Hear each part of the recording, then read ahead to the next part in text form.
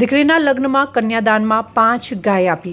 બનાસકાંઠા જિલ્લાના થરાદ તાલુકાના કાસવી ગામે રાવ પરિવાર દ્વારા દીકરીના લગ્ન પ્રસંગે પિતાએ કન્યાદાનમાં 5 ગાયો આપી પ્રાચીન સંસ્કૃતિ ઉજાગર કરી।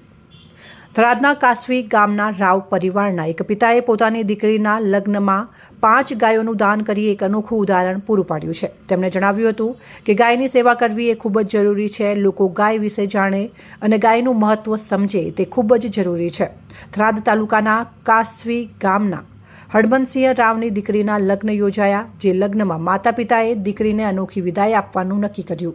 તેમજ જૂની પરંપરા મુજબ દીકરીના વિદાયની સાથે કન્યાદાનમાં 5 ગાયોનું કન્યાદાન કરવું, જેમાં આવા વિચારને લઈને સમગ્ર કાસવી રાવ પરિવાર દ્વારા સાથ સહકાર આપવામાં આવ્યો હતો અને દીકરીને વિદાય આપે તેની પહેલા દીકરીના પિતાએ 5 ગાયો કન્યાદાન આપીને પહેલી ગાયોને વિદાય આપી હતી અને ત્યારબાદ દીકરીની વિદાય આપી હતી, જેમાં જૂની જ પરંપરા વર્ષોથી ચાલી આવતી હોય જે પરંપરાને ફરી ઉજાગર કાસવી ગામના રાવ પરિવાર દ્વારા કરવામાં આવી હતી। દીકરીના પિતાએ કન્યાદાનમાં આપેલા ગૌદાનને સાસરી પક્ષે હરખથી આવકાર્યું હતું। આપણે સનાતન ધર્મને વૈદિક ધર્મમાં એક બહુ જૂની પ્રથા હતી જે આપણા ઋષિ મુનિઓએ સંશોધન કર્યા પછી શરૂ કરી હતી કે કોઈ પણ દીકરીની વિદાય કરતા હતા એની પહેલાં ગાયનું ગૌદાન આપતા। ગૌદાનનું મહત્ત્વ આપણા શાસ્ત્રોમાં બહુ લખેલું છે। વચ્ચે એક એવો સમય આવ્યો જ્યારે આપણી સંસ્કૃતિ આપણાથી દૂર થઈને આપણે ધીમે ધીમે એ બધાની વસ્તુઓને ભૂલતા ગયા, એની કિંમત આપણી ઓછી થઈ ગઈ।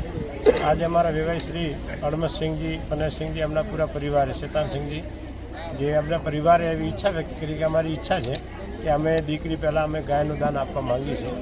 તો અમને બહુ ખુશી થઈ અને અમે બધા ગૌ સેવા માટે બહુ લાંબા સમયથી કામ કરીએ છીએ।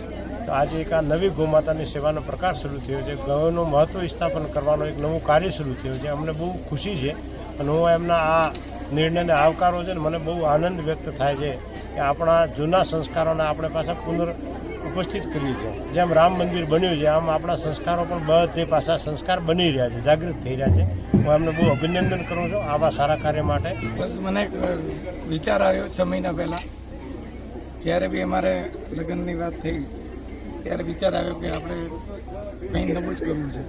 નવામાં એટલે કે ગૌ માતાનો છે, એ ગૌ માતા આપણે દીકરી સાથે એમનું દાન આપીએ એટલે